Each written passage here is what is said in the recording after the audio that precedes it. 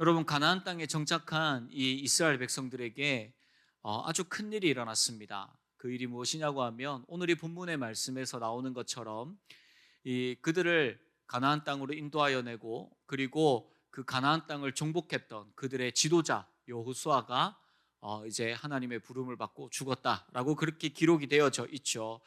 사사기는 그 이후에 이스라엘의 이야기들을 기록하고 있는데, 오늘 본문의 말씀을 보시면 너무나도 섬뜩하고 그리고 가슴 아픈 이야기를 기록하고 있습니다. 10절 말씀을 보시면, 10절 말씀을 다시 한번 읽도록 하겠습니다. 그 세대의 사람도 다 조상들에게로 돌아갔고, 그 후에 일어난 다른 세대는 여호와를 알지 못하며 여호와께서 이스라엘을 위하여 행하신 일도 알지 못하였더라. 아멘. 여러분, 여호수아의 죽음 이후에, 그리고 그와 함께했던 많은 장로들이 함께했던 그 세대가 이제 지나가고 난 뒤에 다음 세대가 이제 왔다라고 이야기를 하고 있죠. 그런데 그 다음 세대의 모습이 어떠하느냐고 하면, 여호와 하나님을 알지도 못하고 여호와 하나님이 그 백성들에게 행하여 주신 그 일들도 그들이 알지 못하고 있다라고 이야기를 하고 있습니다. 여러분, 하나님이 잊혀진 그 세대가 등장하였다라고 이야기를 하는데, 얼마나 긴 시간이 지났길래 이 세대가 등장을 했을까요? 여러분, 성경에서 한 세대를 이야기를 할 때 그렇게 한 세대가 사실 길지 않습니다. 짧으면 30년, 길게는 40년 정도를 한 세대로 그렇게 보고 있습니다. 그렇다면 여러분, 여호수아가 죽고 난 이후에 얼마 지나지 않아서 하나님을 알지 못하는 그 세대가 일어나 하나님을 섬기지 아니하고, 그리고 하나님이 행하시는 것들을 모르는 그 세대가 살아가고 있었다라는 것을 이야기를 하고 있는 것이죠. 이스라엘의 다음 세대가 영적으로 완전히 무너졌다라고 이야기를 합니다. 그런데 여러분, 이러한 일은 갑자기 어느 순간 일어나는 것이 아닙니다. 이러한 일이 일어나기 전에 이미 균열의 조짐이 보이고 있었습니다. 이미 이스라엘 안에서는 여호와의 신앙이 계속해서 무너져 내리기 시작했다라고 이야기를 할 수가 있죠. 정복전쟁 이후에 각 지파는 하나님께 분배받은 땅을 나아가서 이제 그 땅 가운데 정복하고, 그리고 가나안 사람들을 하나님의 명령에 따라서 진멸하고 그 땅 가운데서 살아야 할 의무가 있었습니다. 그리고 그곳에서 여호와의 신앙을 잘 세워나가며 또한 잘 정착해야 했죠. 하지만 하나님보다 이들은 가나안 사람들을 더 두려워했고, 그리고 자신의 욕심과 자신의 욕망에 따라서 그 사람들을 쫓아내지 아니하고 자기들의 종으로 세우는 지파들도 있었습니다. 그리고 어떠한 지파는 정복을 하러 갔다가 그곳에서 가나안 사람들에게 쫓겨나서 다른 곳으로 도망치고 있는 그러한 모습들도 보여지고 있습니다. 이렇게 이스라엘이 타락이 진행되어지던 중에 여호수아는 모든 백성들을 모아놓고 마지막 유언이며 또한 마지막 설교를 여호수아 23장 그리고 24장에서 하고 있습니다. 24장 15절 말씀을 보시면 여호수아가 이렇게 이야기를 하죠. 만일 여호와를 섬기는 것이 너희에게 좋지 않게 보이거든 너희 조상들이 강 저쪽에서 섬기던 신들이든지, 또는 너희가 거주하는 땅에 있는 아모리 족속의 신들이든지 너희가 섬길 자를 오늘 택하라. 오직 나와 내 집은 여호와를 섬기겠노라. 그런데 여러분, 이 여호수아의 이 마지막 유언이 그냥 그들에게 너희 어떻게 할래라고 선택하라라고 하는 그냥 단순한 내용을 담고 있는 것이 아닙니다. 이는 이미 상당수의 이스라엘 사람들이 애굽의 신뿐만이 아니라 그 당시에 가나안 사람들이 믿었던, 섬기고 있었던 그 우상들을 많은 사람들이 함께 가지고 와서 여호와 하나님과 함께 이 우상들을 섬기고 있었다라는 것을 의미합니다. 그래서 여호수아는 그 우상을 버리고 하나님을 선택해야 할 것을 그들에게 촉구하고 있는 것이죠. 그들은 자신 있게 하나님만 선택하겠다고 여호수아 앞에서 약속했지만, 여호수아가 죽고 난 이후에 급격하게 여호와의 신앙이 그 땅 가운데서 무너져 내리는 것을 볼 수가 있습니다. 여러분, 이렇게 된 이유가 무엇일까요? 제가 우리 교회에 와서 다음 세대가 중요하다, 다음 세대를 살려야 된다라는 이야기들을 많이 들었습니다.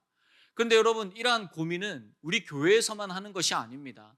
지금 전국에 있는, 우리나라에 있는 수많은 교회들이, 어쩌면 이 세상에 세워진 많은 교회들이 우리의 다음 세대가 어떻게 될 것인가, 다음 세대가 너무나도 중요하고 이들을 잘 살려야 된다라는 이야기를 수도 없이 하고, 수도 없이 많은 프로그램들과 이러한 것들을 계속해서 이야기를 하고 써내고 있습니다. 여러분, 많은 교회들이 무너진 다음 세대들을 걱정하죠. 왜 다음 세대가 교회 안에서 무너져 내렸습니까? 혹자는 이 다음 세대에 무너진 여러 가지 요인들 가운데서 출산율이 낮아졌다라는 이야기를 합니다. 아이들의 수가 줄어들었다라고 이야기를 하죠.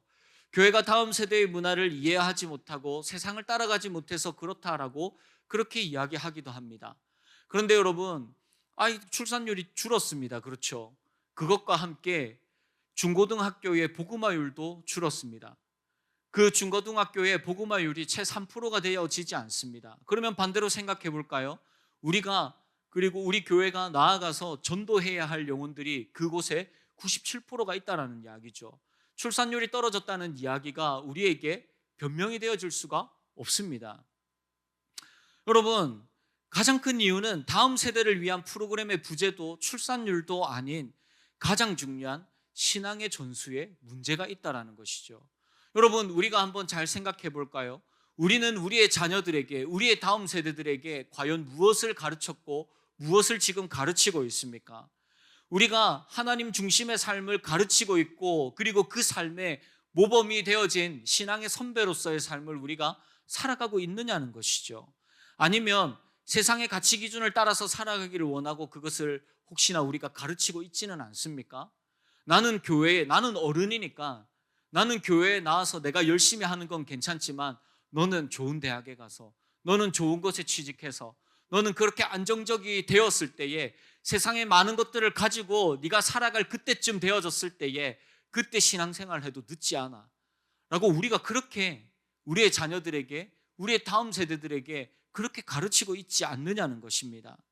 여러분, 신앙의 무너짐은 아까 말씀드린 것처럼 한 번에 일어난 것이 아닙니다. 계속해서 이러한 것들이 반복되어지고 쌓여가면서 결국 우리 교회의 다음 세대가, 우리 자녀들의 영혼들이 무너져 내려가고 세상의 것들을 쫓아서 살아가게 되어지는 것이죠. 여러분, 다시 본문 10절 말씀을 보시면 무엇이라고 이야기를 하고 있습니까? 그 후에 일어난 다른 세대는 여호와를 알지 못하고, 그리고 여호와께서 이스라엘을 위하여 행하신 일들도 알지 못하였다라고 합니다. 그런데 여러분, 이게 무슨 뜻입니까? 알지 못하였다라는 것이 하나님이 누구지, 교회가 뭐지, 예배가 뭐지, 그것을 이야기하는 것이 아닙니다. 다음 세대들은 분명히 교회에 나와서, 그 성전에 나와서 하나님을 찾고 성막 가운데서 하나님의 임재를 바라보려고 하고 있습니다. 부모님의 손을 잡고 나와서 예배를 드리고 있습니다. 그런데 그들의 마음 가운데 무엇이 없습니까? 하나님이 없다라는 것이죠. 그냥 부모님이 다니니까, 나는 세상에서 나의 것들을 하고, 그리고 교회도 적당히 다니고, 그렇게 하면 하나님이 복을 주시겠지. 그리고 그 복을 주는 그 대상인 하나님이 나에게 복을 잘 주지 않으면 또 무엇을 선택하게 되어집니까? 바알을 섬기게 되고 아세라를 섬기게 되고, 그리고 여러 가지가 나에게 잘 도움이 되어지면 너무 좋지라고 하면서 여러 가지 신들을 섬기게 되어지는 것이죠. 여러분, 이들은 하나님이 어떤 분이신지 알고 있습니다. 하지만 하나님을 온전히 믿고 의지하는 삶을 살아가고 있지는 않는다는 것이죠. 지금 그러한 세대가 되었다라는 것입니다. 여러분, 지금 중고등부 수련회가 아까도 말씀드린 것처럼 진행되어지고 있습니다. 여러분, 사회는 이 중고등 학생들을 향하여서, 그들을 향하여 무섭다, 특이하다, 우리와 맞지 않다라는 이야기들을 합니다. 여러분, 혹시 드라마 참교육 보셨습니까? 안 보셨습니까? 네, 좀 보십시오. 좀 세상 돌아가는 것들도 저희가 알아야 되지 않겠습니까? 거기에 보면 여러분, 중고등 학생들의 그러한 이제 여러 가지 문제의 모습들이 나옵니다. 보면 너무나도 무섭죠. 그래서 중고등부 교사 모집을 하려고 하면 많은 분들이 거절을 하는 가장 큰 이유가 뭐냐 하면 무섭다입니다. 아이들이 너무 무서워요. 그래서 저랑 안 맞을 것 같아요. 그래서 많은 분들이 이 중고등부 교사를 안 하려고 합니다. 그런데 여러분, 맞습니다. 사회적으로, 제도적으로 이러한 것들을 한다고 해서 그 아이들의 영혼이, 그 아이들의 중심이, 그 아이들의 삶이 바뀌겠습니까? 아니요, 안 바뀝니다. 바뀔 수가 없습니다. 그런데 여러분, 바뀔 수 있는 유일한 길이 하나 있습니다. 그게 무엇입니까? 하나님께서 이 친구들을 인격적으로 만나주시면, 이들이 하나님을 만나서 하나님의 말씀 가운데서 그들이 바르게 세워지면, 하나님께서 그들의 심령을 붙들어 주셔서 하나님의 말씀 가운데서 이들이 살아가기를 소망하며 결단하게 되어진다면, 하나님의 놀라운 구원의 역사가 그들의 심령과 그들의 삶을 붙들고 살아가게 된다면 그들의 인생이 바뀌어지게 된다는 것이죠. 여러분, 우리가 어떻게 우리의 삶이, 우리의 중심이 바뀌어졌습니까? 제도적으로, 사회적으로 어떠한 것들을 잘 이수해서 그렇게 되어졌습니까? 아니죠. 우리도 마찬가지 아닙니까? 변하지 않을 것 같고 너무나도 굳어지고 단단한 우리를 누가 우리의 심령을 깨트리시고 누가 우리의 심령을 부드럽게 하시고 우리에게 구원을 허락하여 주셨습니까? 하나님께서 하셨습니다. 여러분, 우리가 기도해야 될 것이 무엇입니까? 그 영혼들이, 그 아이들이 쟤네들 별나, 쟤네들 무서워, 쟤네들 바뀌겠어? 그런 마음을 가지는 것이 아니라 하나님의 역사는 그 누구도 감당하지 못할 능력이 있음을 우리가 믿고 그들을 위하여서 그 놀라운 하나님의 구원이 임하여질 것을 위하여서 우리가 간절히 기도해야 됩니다. 그 아이들이, 그 영혼들이 기도하지 못하면 선생님들이 기도해야 되고 우리에게 맡겨주신 그 다음 세대, 우리의 영적 자녀들을 위하여서 우리 교회가 기도해야 됩니다. 누가 그들을 위하여서 기도하겠습니까? 다른 교회에서 우리 교회 아이들을, 사상교회 아이들을 위하여서 기도하겠습니까? 아니죠. 저와 여러분들이 그 영혼들을 위하여서 기도해야 된다는 것이죠. 그럴 때 이 땅 가운데서 그 하나님의 놀라운 은혜가 폭포수와 같이 쏟아질 때에 그때 이 세상이 감당하지 못할 주의 자녀로 이들의 삶이, 이들의 중심이 변화되어지는 놀라운 역사가 일어나게 될 것입니다. 그래서 우리는 저들을 위하여서, 그리고 우리의 자녀들을 위하여서 간절히 기도해야 합니다. 여러분, 시대가 타락했다고 한탄하는 것으로 그친다면, 그래서 이미 나의 자녀는, 이미 그래서 그 다음 세대는 이미 늦었어라고 생각하고 우리가 그것을 지금부터 포기해버린다면 여러분, 우리에게 더 이상, 우리 교회에 더 이상 희망과 소망은 없습니다. 그리고 우리의 다음 세대는 오늘 이 말씀과 같이 하나님을 알지 못하고 하나님께 관심이 없이 세상의 것과 세상의 가치관을 쫓아가는 자들로 그렇게 자라나겠죠. 여러분, 그래서 지금 우리가 절박하고 간절하게 기도해야 할 때입니다.